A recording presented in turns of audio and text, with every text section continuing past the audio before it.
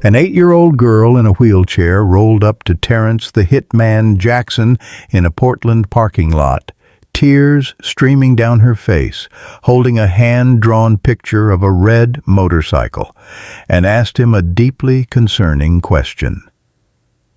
Terrence made a promise that day that would be so overwhelming that bullies, teachers, and parents would never forget what happened and how much damage had been done to this little girl. Before we dive into this story, tell me, where are you watching this from right now? Drop your city in the comments below. Also, hit that subscribe button.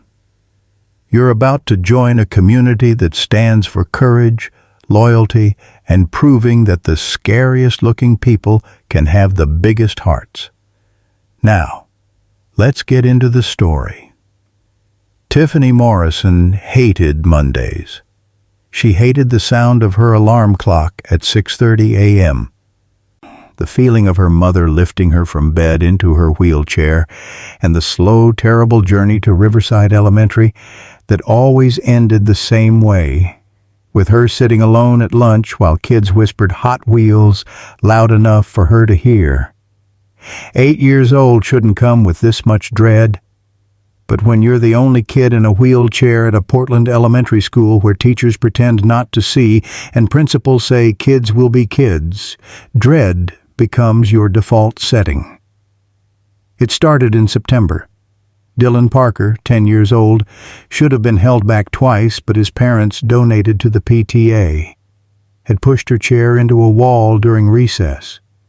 Not hard enough to hurt, just hard enough to remind her she was different. When Tiffany told Mrs. Cooper, her third-grade teacher smiled that tight, uncomfortable smile adults use when they don't want to deal with problems and said, "Maybe you two just need to talk it out." Talk it out with a boy who called her cripple every chance he got. By October, Dylan had recruited friends. They'd race past her in hallways, knock her backpack off the chair handles, and laugh when her books scattered across linoleum floors that smelled like industrial cleaner and institutional failure. Tiffany learned to pack light. Fewer books meant less cleanup. November brought a new game, Wheelchair Chicken. Dylan and his crew would stand in doorways, blocking her path, seeing how long they could make her wait before moving.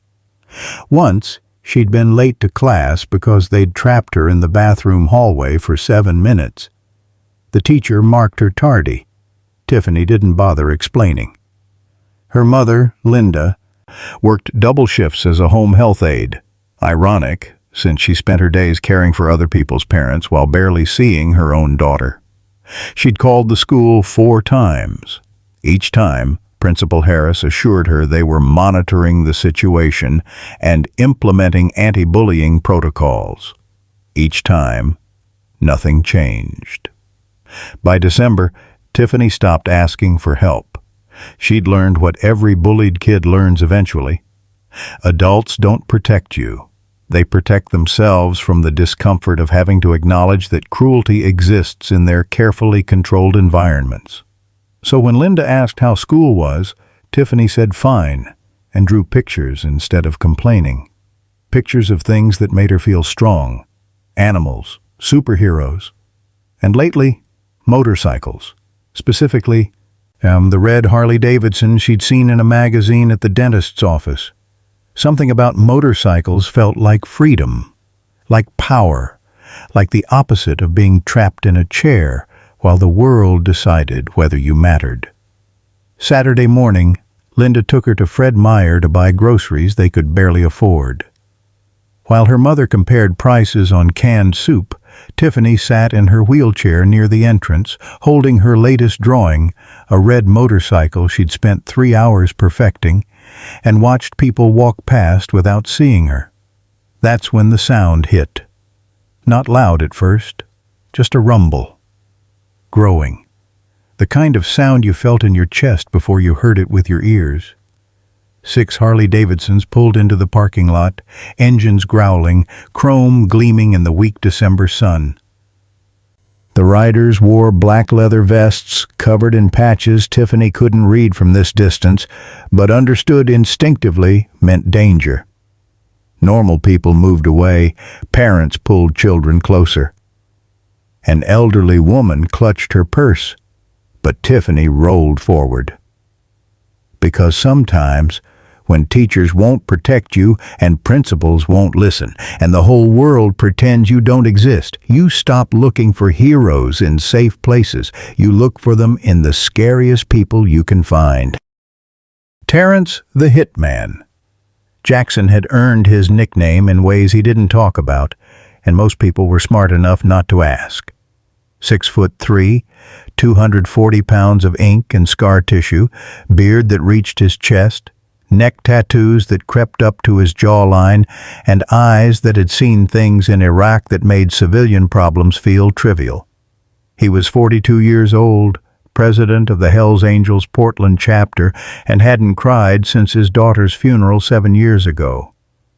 But when an 8-year-old girl in a wheelchair rolled up to him in a Fred Meyer parking lot, tears streaming down her face, holding a hand-drawn picture of a red motorcycle like it was a passport to safety, something in his chest cracked.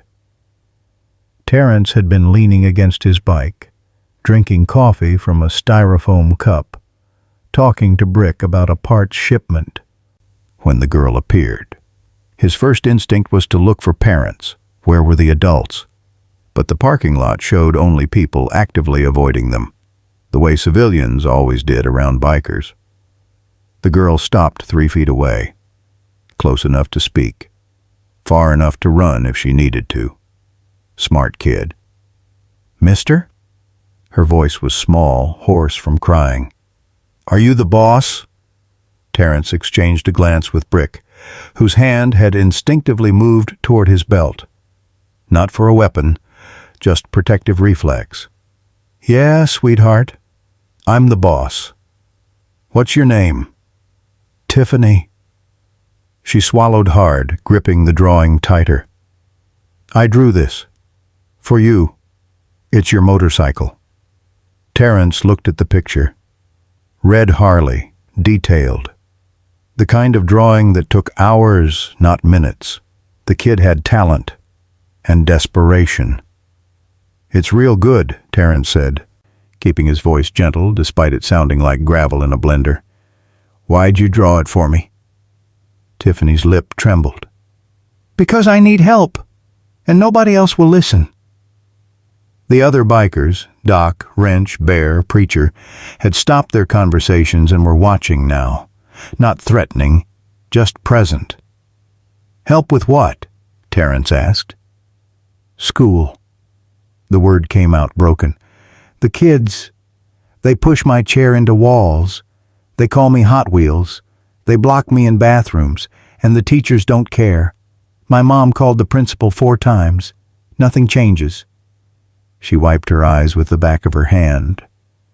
"So, I thought maybe if someone scary walked me to class, they'd stop. Just once. Just so I'm not so afraid anymore." Terrence felt every eye in the parking lot on them. Soccer moms recording on phones, elderly couples whispering, a Fred Meyer employee probably calling the cops right now. But all Terrence saw was a little girl who'd been failed by every adult in her life and had decided the only people who might actually help were the ones everyone else feared. He knelt down, one knee on the pavement, same way he'd knelt beside Marines who were dying in Fallujah, same way he'd knelt at his daughter's grave. Eye level, always eye level with people who deserved respect. "Tiffany, what school do you go to?" "Riverside Elementary, on Foster Road." "And when does school start?" "Monday, 7:45. Terrence looked at the drawing again, at the hours of work, at the hope embedded in crayon and paper, at a kid who'd somehow found the courage to approach strangers most adults crossed streets to avoid. He made a decision that would change both their lives. I'll do you one better than walking you to class." Tiffany's eyes went wide. "What?" "I'll bring the whole family, every brother I've got, and we'll make sure those kids never bother you again." Her breath caught. "Really?" "Really." Terrence stood and extended his hand. "But I need to keep this drawing. Deal?" Tiffany shook his hand, her small fingers disappearing in his scarred palm, and nodded through tears that had shifted from despair to something that looked dangerously close to hope. As Linda appeared, frantic and apologizing, Terrence assured her everything was fine and asked for her number. He'd call Sunday night to coordinate. When the Morrisons left, Brick looked at Terrence. "Boss, you just promised 60 bikers are going to show up at an elementary school Monday morning?" "Yeah." "You know that's going to terrify everyone, right?" Terrence watched Tiffany's wheelchair disappear into the parking lot. "Good. Maybe fear will teach them what kindness didn't." Sunday night at the Hells Angels Clubhouse on S.E. Powell Boulevard was usually reserved for poker, beer, and the kind of conversations that happened when men who'd seen too much finally felt safe enough to talk. But tonight, Terrence called a mandatory meeting. 60 Portland chapter members filled the common room. Bikers from their 20s to their 60s, veterans from Vietnam to Afghanistan, men who'd built a brotherhood from chrome and loyalty when America didn't know what to do with them after the wars ended. Terrence stood at the front, holding Tiffany's drawing like evidence in a trial. "Brothers, I need to tell you about a little girl I met yesterday." He explained everything: the wheelchair, the bullying, the ignored complaints, the way Tiffany had approached him with nothing but a crayon drawing and desperate hope. When he finished, the room was silent. Then Brick spoke. "When do we ride?" "Tomorrow morning, 6:45. We meet at the Shell Station on Foster, then convoy to Riverside Elementary. Formation riding, discipline. No threats, no violence, just presence." Bear, 6'6", former Marine, looked like his nickname, raised his hand. "What's the play when we get there?" "We escort Tiffany from her mom's van to the front door. I push her wheelchair. Rest of you form a corridor. Let every kid, every teacher, every parent see that this little girl has family now, real family." Doc, the club's medic and former Army combat lifesaver, asked the question everyone was thinking. "Boss, school's gonna call the cops. Parents are gonna freak. This could go sideways fast." "It could," Terrence agreed, "which is why we do this smart. No weapons, no colors that say 1%. We wear our cuts, but we act like the veterans we are. Disciplined, respectful, protective. We're not there to scare kids. We're there to scare bullies. There's a difference." Wrench, the club's road captain, stood. "I'm in. Any kid brave enough to ask bikers for help deserves bikers who show up." One by one, hands went up. 60 brothers saying yes. Not because they had to, because a little girl in a wheelchair had reminded them why they'd formed this brotherhood in the first place: to protect people the system abandoned. Preacher, the club chaplain and former Navy corpsman, closed the meeting with words that resonated. "Gentlemen, tomorrow we remind Portland that the scariest-looking people can have the biggest hearts. Let's show America what brotherhood really means." That night, Terrence called Linda Morrison. "Ma'am, tomorrow morning 60 Hells Angels are going to escort your daughter to school. I need you to trust me, and I need Tiffany to be ready at 6:45. Linda's voice shook. "Will this help her, or make things worse?" "It'll change everything," Terrence promised. "For Tiffany, for those bullies, for that school that's been pretending she doesn't matter." Then we'll be ready." Terrence hung up and looked at Tiffany's drawing, now framed on the clubhouse wall. Red motorcycle. Crayon hope. A reminder that sometimes the most important battles weren't fought with fists or engines. They were fought by showing up when everyone else walked away. Monday morning came cold and gray. Portland December drizzle turning streets slick. At 6:45 a.m., 60 Harleys fired up in unison at the Shell station on Foster Road. The sound shook windows 3 blocks away. Terrence led the formation, diamond pattern, road captain protocols, the kind of precision they used for veteran funerals, but this time for something more important. A living child who deserved protection. They rode through southeast Portland as the city woke up, past coffee shops, past bus stops, past the ordinary Monday morning routines of people who had no idea that in 15 minutes, Riverside Elementary was about to learn what happened when you ignored a child until she found her own protectors. At 7:15 a.m., 60 motorcycles turned onto the street where Tiffany Morrison attended 3rd grade. And America was about to witness what Brotherhood looked like when it wore leather and refused to let children suffer alone. The sound hit Riverside Elementary like an earthquake with an engine. 60 Harley-Davidsons rolling into the parking lot in perfect formation wasn't just loud, it was biblical. Parents dropping off kids froze mid-step. Teachers in the staff parking lot grabbed their phones. The crossing guard stopped traffic not because of protocol, but because her brain couldn't process what she was seeing. Principal Richard Harris, 53, 20 years in education, currently drinking his 3rd coffee of the morning, heard the rumble and looked out his office window. What he saw made him spill his cup. Bikers, dozens of them, leather vests, tattoos, beards. The kind of men he'd spent his entire administrative career ensuring never entered school property. And they were parking, systematically, in rows, like this was planned. Harris grabbed his radio. "Security to the front lot, now! We have a situation." But the bikers weren't charging the building. They were waiting. Engines idling, organized, patient, terrifying in their discipline. Outside, parents were pulling children back into cars. Some were calling 911. One mother was live streaming on Facebook, her voice shaking. "There's like 100 bikers at my kid's school. I don't know what's happening." At 7:25 a.m., Linda Morrison's van pulled into the lot. Tiffany sat in the passenger seat, eyes wide, watching 60 men on motorcycles who'd shown up because she'd asked.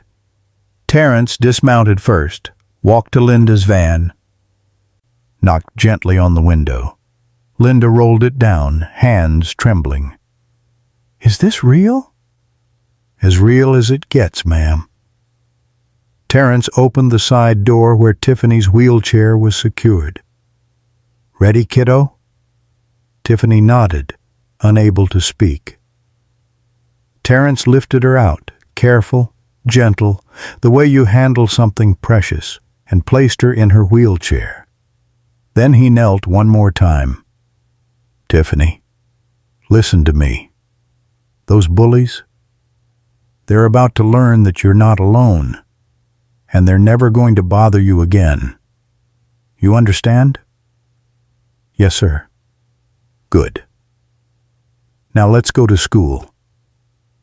Terrence stood, gripped the wheelchair handles, and started pushing. Behind him, 59 Hells Angels dismounted and formed 2 lines, a corridor of leather and loyalty stretching from the parking lot to the front entrance. Brick and Bear led the front. Doc and Wrench anchored the rear. Preacher walked beside Terrence, silent but present. As they moved forward, parents scattered, teachers stood frozen, and every student who'd arrived early pressed their faces against classroom windows, watching something they'd never forget. Dylan Parker, the 10-year-old who'd made Tiffany's life hell for 3 months, stood near the entrance with his crew.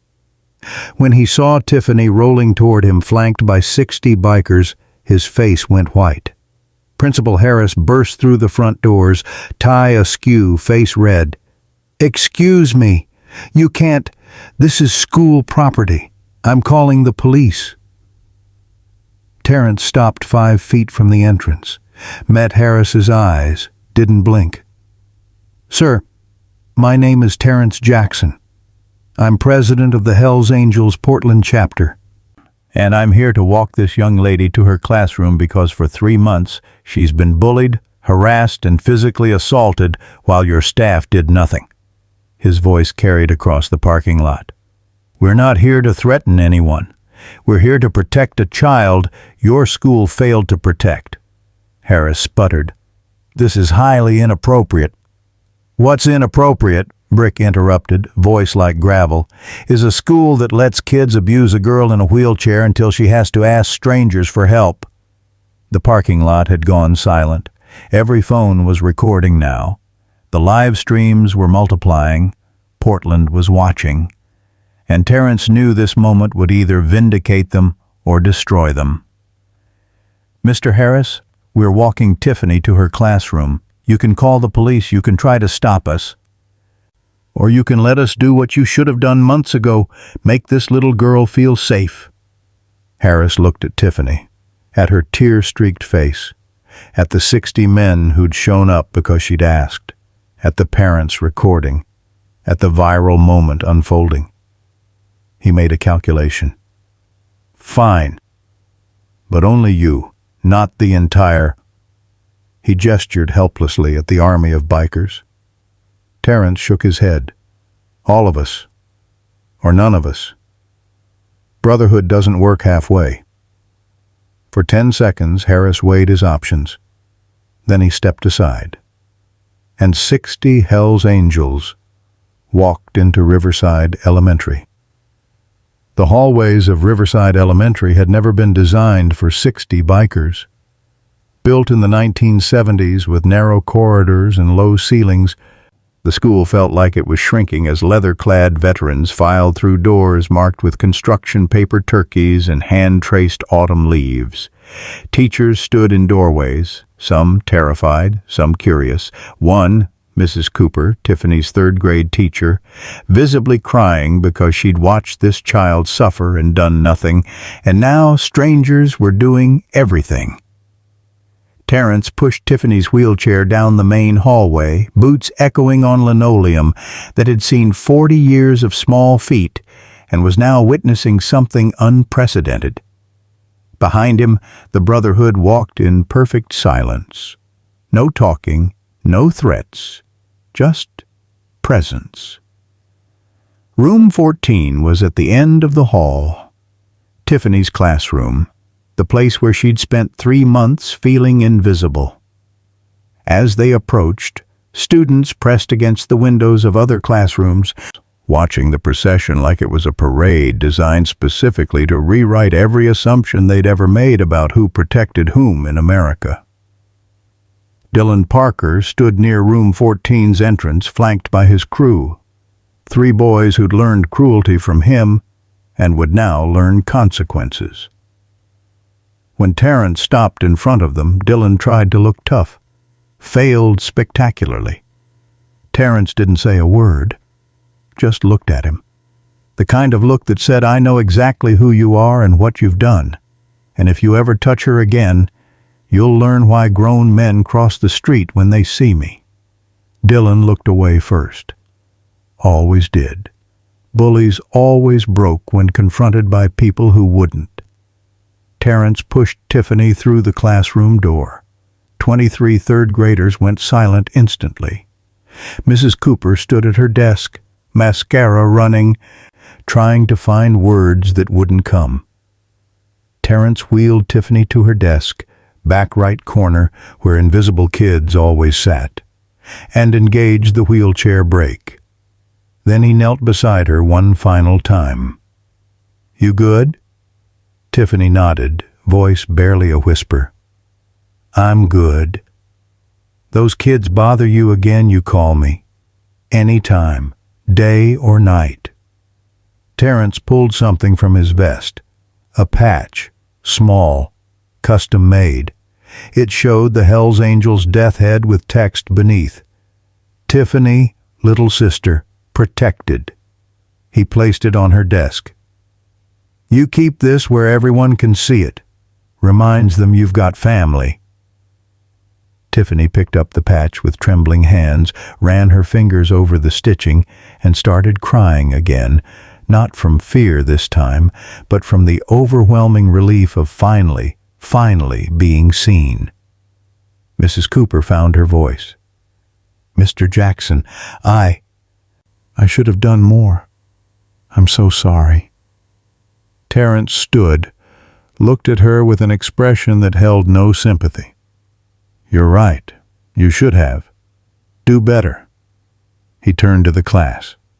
23, 8, and 9-year-olds staring at him like he'd stepped out of a storybook where dragons wore leather instead of scales. Listen up. Tiffany is part of my family now. That means she's protected. That means if anyone, and I mean anyone, messes with her, they answer to us. He paused, letting that sink in. But here's the thing. You shouldn't need us to tell you to be kind. You should do it because it's right. Because she's a person. Because hurting people who can't fight back doesn't make you strong. It makes you a coward. Dylan shifted uncomfortably near the door. So, here's what's going to happen. You're going to treat Tiffany with respect. You're going to include her. You're going to be the kind of kids your parents think you already are. Terrence's voice dropped. And if you don't? Well, let's just say we know where this school is, and we've got nothing but time. He walked out. The 60 bikers followed. And as they exited Riverside Elementary, leaving behind a school that would never be the same, parents in the parking lot who'd been terrified 90 minutes ago started clapping, slowly at first, then louder. Because they'd just watched something most Americans never see. Justice delivered not by bureaucracy or policy, but by brotherhood that refused to let children suffer when adults looked away. The live streams had gone viral.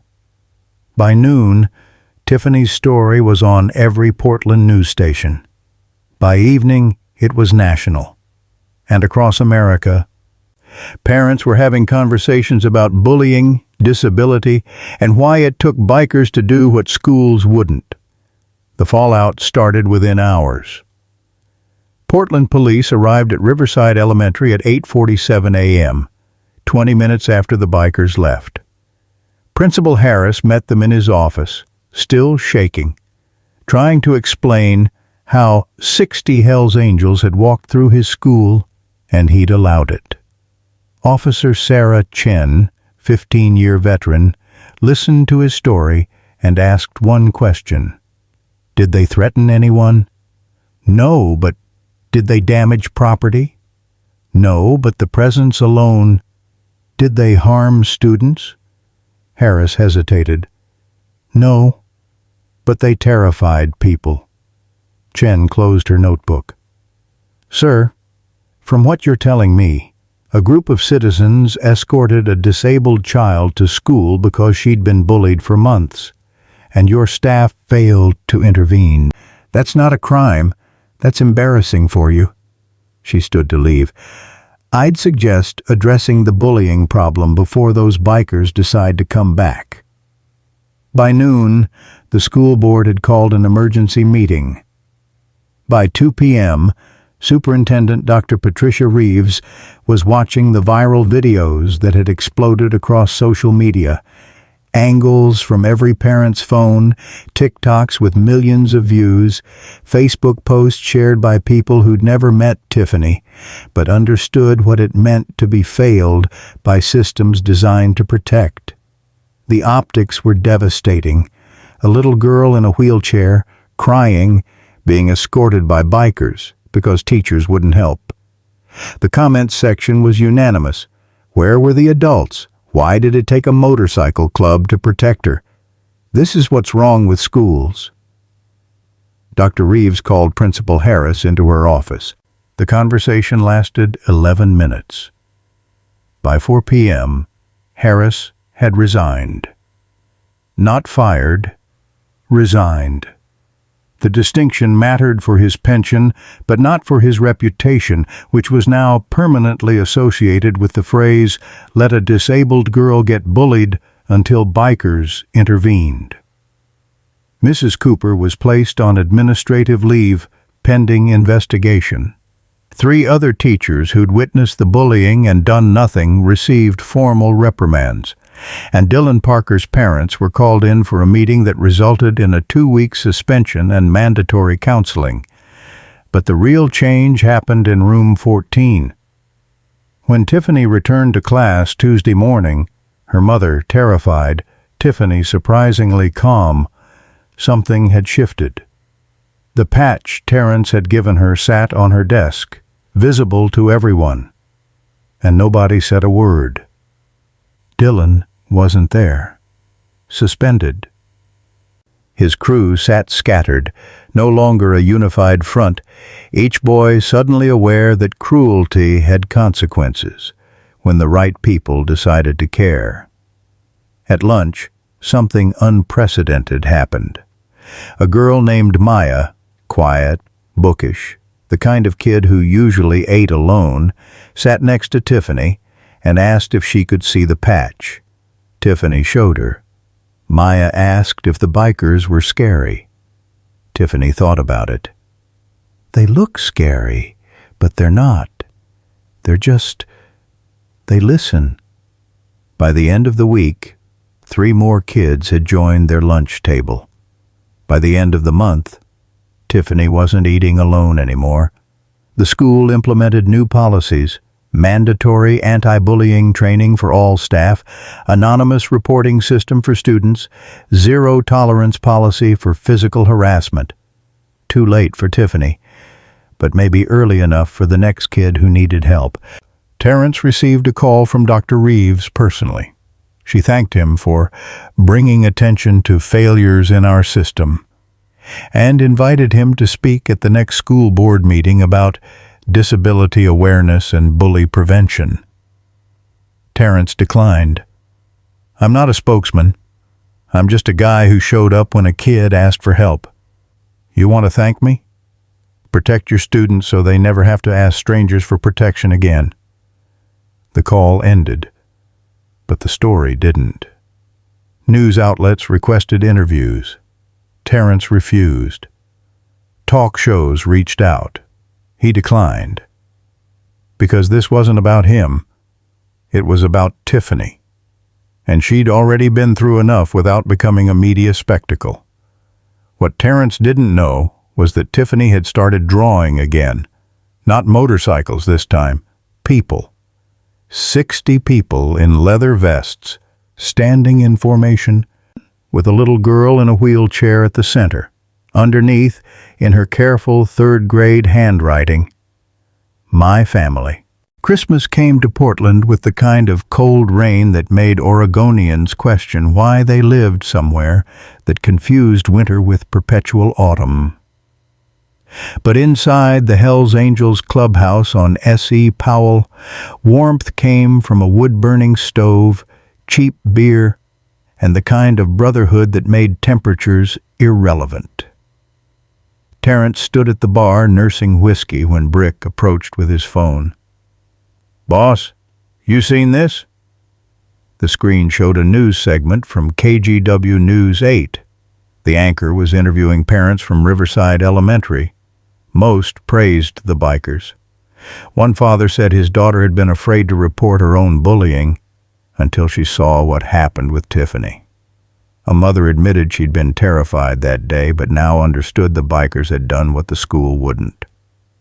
Then the segment cut to an interview with Linda Morrison. Tiffany sat beside her mother, no longer crying, wearing a Hells Angels t-shirt someone had custom made in her size. "These men saved my daughter," Linda said, voice steady. "Not from physical danger, from the kind of slow death that happens when you're made to feel worthless every single day. They gave her back her dignity." The interviewer asked Tiffany, "Are you still scared of school?" Tiffany looked directly at the camera. "No, because I know they're watching, and they promised they'd always be there if I needed them." Terrence felt something crack in his chest again, different than the parking lot, but equally profound. Brick saw his expression. "You good?" "Yeah, I didn't expect this to matter so much." "You saved a kid, boss.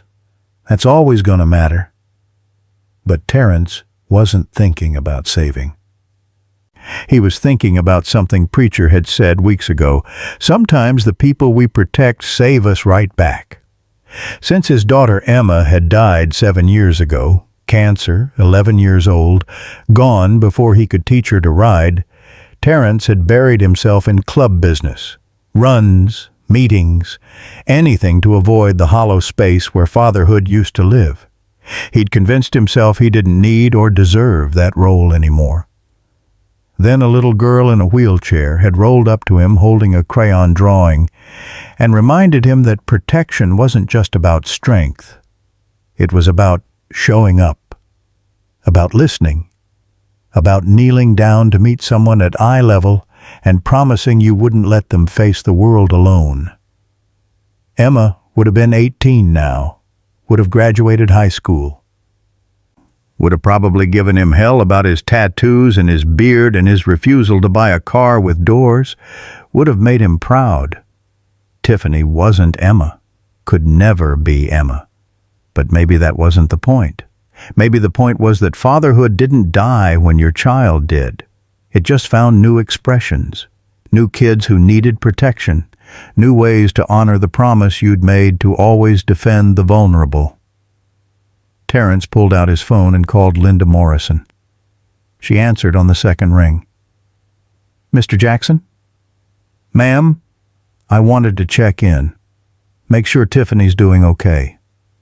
"She's doing better than okay. She's thriving. The school's completely different now, and she talks about you constantly." Linda paused. "She asked me something yesterday. I wanted to run it by you first." "What'd she ask?" "She wanted to know if you'd come to her school's winter concert next week. She's performing, sign language choir. She's been practicing for months." Terrence felt his throat tighten. "She wants me there?" "She wants her family there. And Mr. Jackson, whether you meant to or not, you became her family that day in the parking lot." Terrence looked around the clubhouse. At brothers who'd dropped everything to escort a kid they'd never met. At the framed drawing on the wall. At the community they'd built from loyalty and chrome. "Tell her we'll be there. All of us." Linda's voice broke. "Thank you for everything." After hanging up, Terrence walked to the drawing.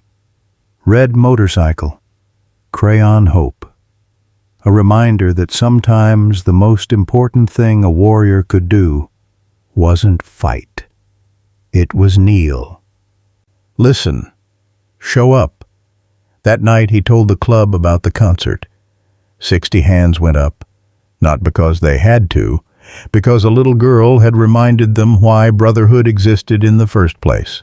Riverside Elementary's winter concert was scheduled for December 19th at 6:30 p.m. in the gymnasium. Parents arrived early, claiming seats in folding chairs that had seen better decades. Teachers bustled around organizing students.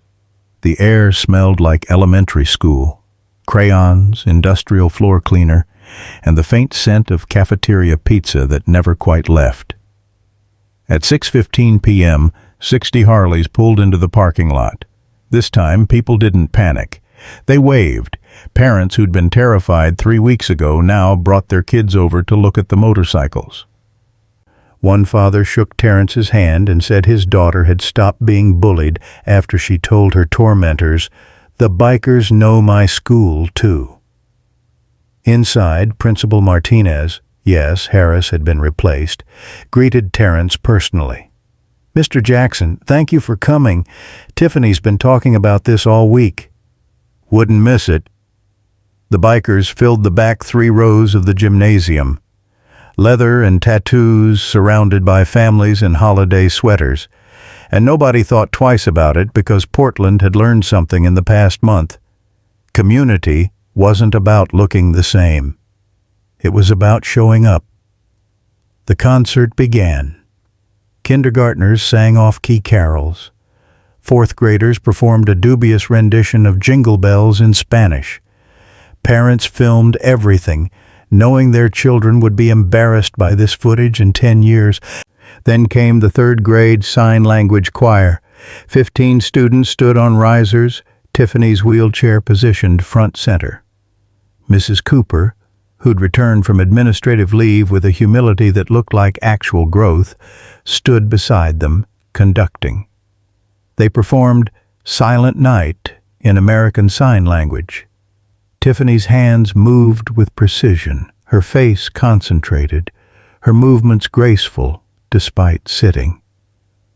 But it was the final song that broke everyone. "You Are My Sunshine."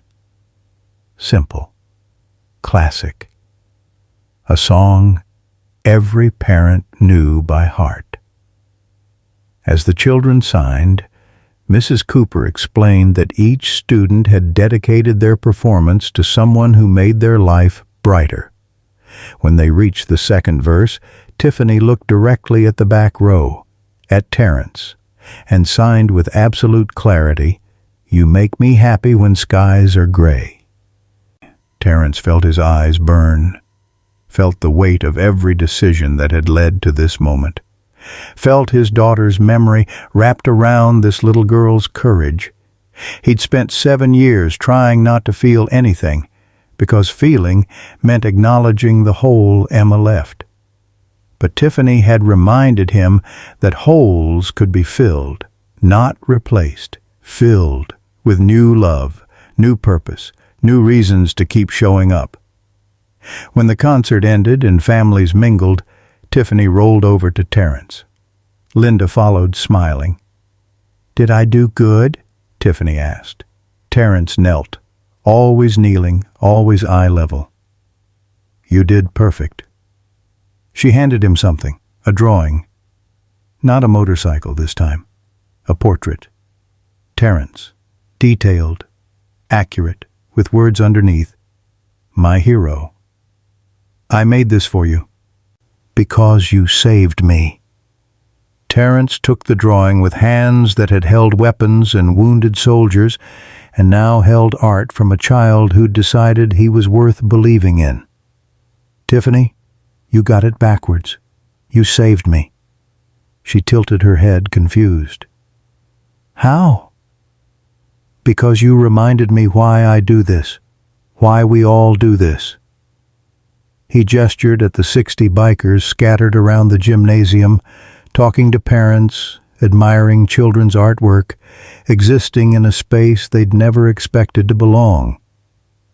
"We were so busy being scary that we forgot we could be safe. You taught us that protecting people isn't about being feared. It's about being trusted." Tiffany smiled, a real smile, the kind that said fear no longer defined her, and handed Terrence one more thing, an invitation, handwritten, decorated with stickers.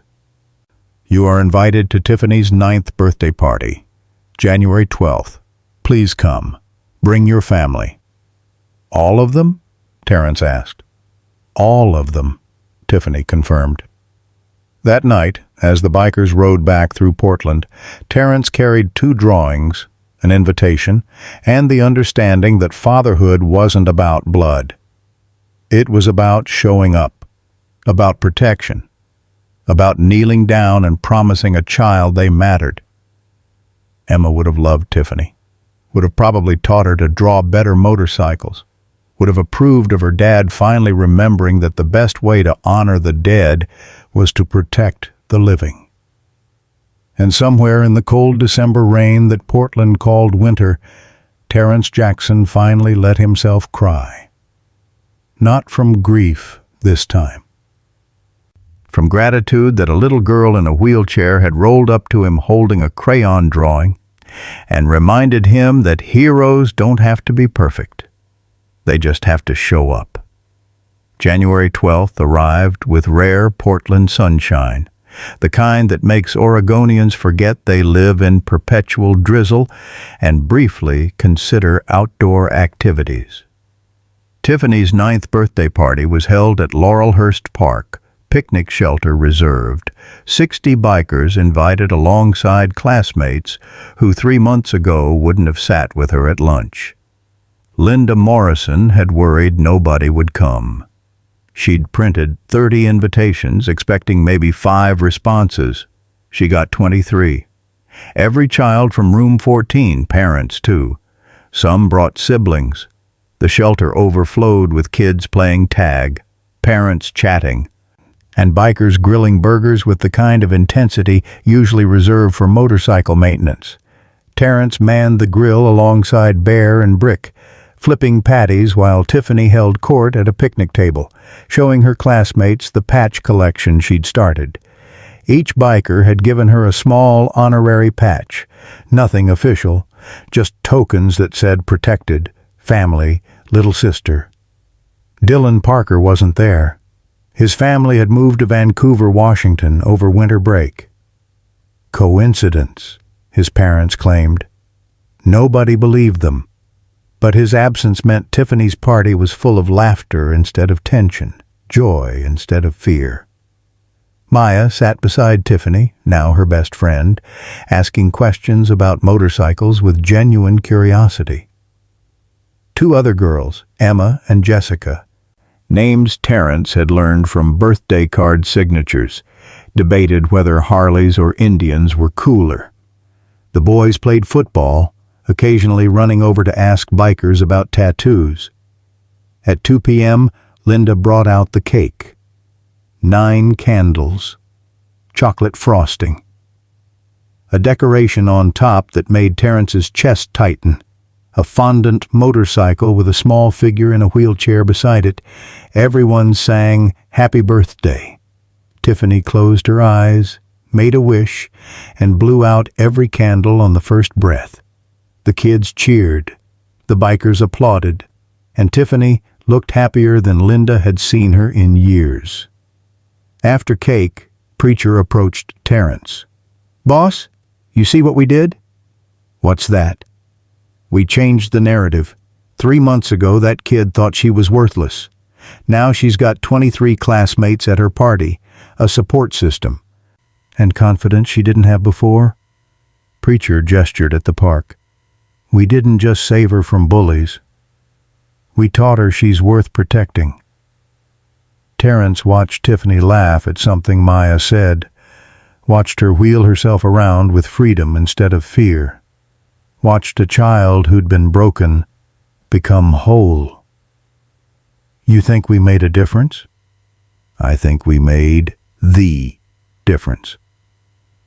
As the party wound down and families left, Tiffany asked Terrence for one more thing.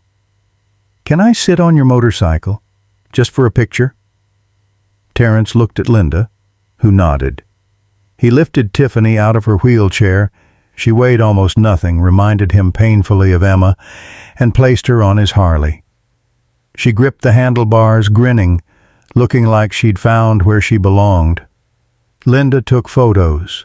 So did half the parents still there. Images that would circulate online with captions about found family and bikers with hearts. But Terrence didn't care about virality. He cared about the little girl on his bike who'd taught him that sometimes the bravest thing you could do was ask for help. And sometimes the most important thing a protector could do was say yes. As they packed up, Tiffany handed Terrence one final drawing. This one showed the birthday party. Bikers and kids together. No separation, no fear, just community. Underneath, family isn't who you're born to. It's who shows up. Terence folded the drawing carefully and placed it in his vest pocket over his heart where his daughter's photo used to live. Emma's photo was still there, but now it had company. "Thank you," Linda said as they prepared to leave, "for everything." "Thank you," Terence replied, "for trusting us, for letting us be part of her life. You didn't just become part of her life. You became her life." Linda's eyes filled. "Before you, she was disappearing. Now she's thriving. You gave me my daughter back." Terence knelt beside Tiffany one last time. "You keep being brave, okay? Keep drawing. Keep speaking up. Keep believing you matter. I will, because you taught me I do." As 60 Harleys pulled out of Laurelhurst Park, engines rumbling, chrome gleaming, Terence felt something he hadn't felt since Emma died. Purpose. Not the empty purpose of running a club or organizing rides. Real purpose. The kind that came from knowing you'd changed a life. That night, at the clubhouse, Brick found Terence staring at Tiffany's drawings, all of them now framed on the wall, a gallery of hope in crayon and marker. "You good, boss?" "Better than I've been in 7 years. Because of the kid? Because she reminded me why we do this. Why any of us do this." Terence turned from the wall. "We're not just a motorcycle club. We're a family. And family protects its own." He looked at the 60 brothers gathered in the clubhouse, men who'd shown up on a Monday morning because a little girl asked, men who'd attended a school concert because she invited them, men who'd proven that scary-looking people could have the biggest hearts. We did something important, not just for Tiffany, for everyone watching. We showed America that brotherhood means showing up, that protection means listening, that sometimes the most powerful thing you can do is kneel down and promise a child they matter. The room went silent. Then Bear raised his beer. "To Tiffany, little sister," the bravest kid in Portland. "To Tiffany," 60 voices echoed. And in a house across town, a 9-year-old girl fell asleep in a bedroom covered in drawings and patches and birthday cards, no longer afraid of Monday mornings, no longer dreading school, no longer wondering if she mattered. Because 60 bikers had shown her that she did. Because one man had knelt down in a parking lot and listened. Because sometimes family isn't who you're born to. It's who shows up when you draw a picture of a red motorcycle and ask for help. If you believe that true strength is used to protect the weak, and that the scariest-looking people can have the biggest hearts, my wife thinks I'm on here wasting my time to give you these stories. Let's prove her wrong by subscribing to the channel. Our goal is simply 1,000 subscribers. Also check out the 2 videos showing on the screen right now I specially crafted for you.